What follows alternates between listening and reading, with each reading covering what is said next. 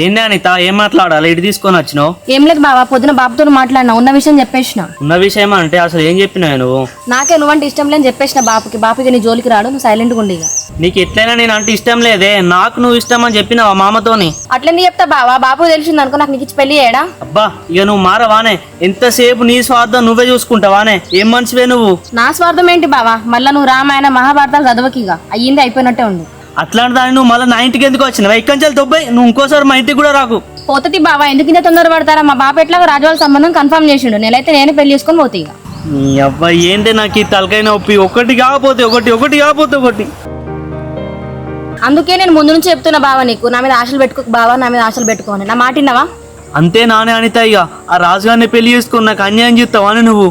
ఏంది బావా, నేను ఏదో లవ్ చేసి వదిలేసి మోసం చేసినట్టు మాట్లాడతానేంది బావా? అవునే, ఇప్పుడు నువ్వు చేసేదాన్ని ఏమంటారే? నాకు నువ్వు చిన్నప్పటి నుంచి ఎంత ఇష్టం అనేది నీకు తెలియదా? చిన్నప్పటి నుంచి నేను లవ్